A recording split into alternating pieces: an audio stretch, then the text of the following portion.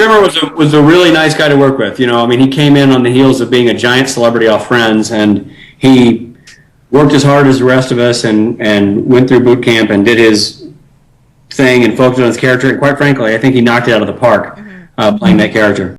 Friends cast was this lovable group of 20-somethings, and fumbling their way through New York City. People loved him. And to take on that role as one of your first roles afterwards is a bold choice. And I think I did hear at the time some people criticized that, well, it was weird having a giant celebrity in that role. It kind of took me out of the series. But the fact of the matter is, celebrity is fleeting, but performances are not. And I think as time moves on, the strength of his performance will far overshadow his status as a celebrity. And I think people will appreciate more and more his role as Sobel when they look at it as time goes on. Wow, this is a whole new light, if you will, on his role and how he actually was instrumental in creating the band. Because, there's no way that the Easy Company couldn't have been Easy Company without his desire to make them the greatest fighting force on the planet. Absolutely. Sobel was key in that. They intentionally made you pretty much hate Dave Schwimmer. Mm-hmm. So they're playing with your minds. Right. And they did their best to strip you of your identity. I mean, you get this great big acting job, and next thing you know, you're being called I won't say it. I won't say what I was called, but it's weird because you get an acting job. Usually, you're coddled and you're carted from here to there. The exact opposite. You got into boot camp. You're treated like shit. I got parasites from actually eating shit. You run around, work your ass off, dress in a tent, march to set, hurt every joint in your body, drop weight at an alarming pace, and then go home and tell your friends that you just made a big TV show and it was hard and they don't believe you. So, it was it was exactly what you don't expect out of a TV show, and I think that's, part of the bonding experience for us, honestly, because we all had the same experience. We had our own personal experiences, but we all were marching to set. We were all running in the rain. We were all cold. We were supposed to be hot in Georgia. We're all having those shared experiences. It wasn't a comfortable affair. Yeah, you would. Here's the other thing that I noticed about the Band of Brothers. There's not a single person in that cast that you look at and go, who would have been a better person in that role?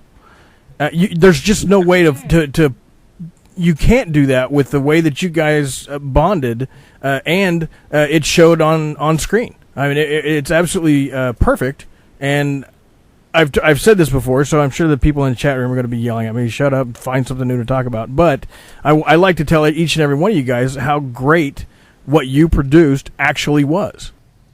I appreciate that. It was, like I said before, it was an honor to be a part of it, and the fact that it has had such an impact beyond our, in the years since it has aired, and people still look to it as a reference for World War II and for what the men experienced. It's great because that's really a happy accident, and I say that because it's a perfect storm. There's so many people involved in a project that size, from the book itself by Stephen Ambrose to the development of the stories, to the writing of the scripts, to the casting, to the shooting, to the everything, the scenic design, the prop guys, everything. It's a perfect storm to make something work at that level, and you really can't plan for it. It just has to sort of fall together and happen the right way with everybody putting their best foot forward. And I think I'm fortunate because most people go through an entire career and never are a part of something that has that sort of kismet, and I fortunately have been. That's I'm lucky to have been a part of it. You're right. It's a perfect storm. Everything about it is top notch.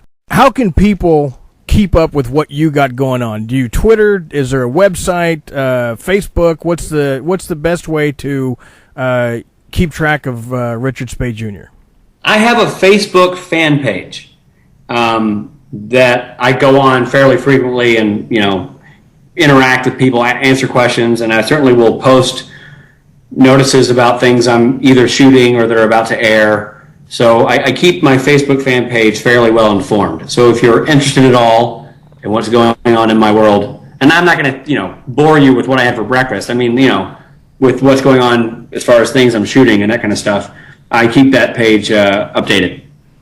Nice. And I'll answer questions. I'm pretty good about trying to get back to people who have a question or post something there that needs a response. Is it possible that you could say hello to some of your fans who are in the chat room frantically screaming, please say our names? Sure. Okay, I'll quickly run through some of the names for you and you can just repeat them. We have Meg, Megan, and Hello, Amanda. Meg. So hello, Meg. Hello, Amanda. And who else is it? And Megan Fitzgerald. Megan Fitzgerald. Hello. Yep, and we also have Anthony and Bonnie and China.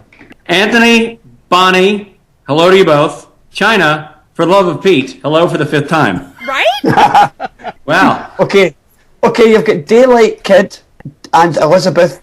Wait, what was the first name? Well, the first name is actually Sarah, but her list name is Daylight Kid.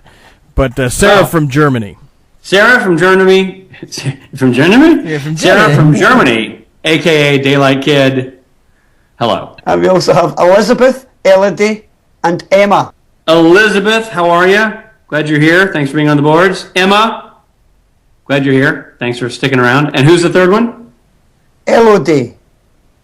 It's like melody without the M. Oh, okay. Elodie, how are you? Thanks for being here. That's a tongue twister. He's that such one. a good sport, though, isn't he? I know. Aww. I'm a team player. Yeah, the guys are absolutely ecstatic. We also have a couple more. We have Farrell. We have Frosty Feast. We have Pharaoh. Hello, Pharaoh.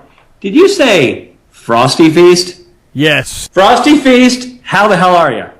You know Frosty Feast? No, that's a fantastic name. We have Caitlin Hunt and Kerry Wilson. Caitlin Hunt, how are you? Glad you're here. Glad you're listening. Carrie Wilson, hello. Jenny Lehman from Minnesota will not stop typing Jenny Lehman from Minnesota until you say Jenny Lehman from Minnesota. Well, let me be not the first to say Jenny Lehman from Minnesota. Randy Shaw says hello. She's from North Carolina. Randy Shaw from North Carolina. I love North Carolina.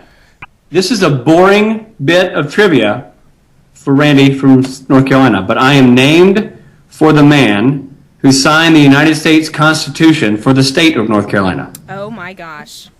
So there you go. I'm just going to jump back in and remind all the listeners that next week we have Buck Compton, Neil McDonough on the show. So that's going to be cool. He's filming in the UK at the moment, Richard. Did you know about that?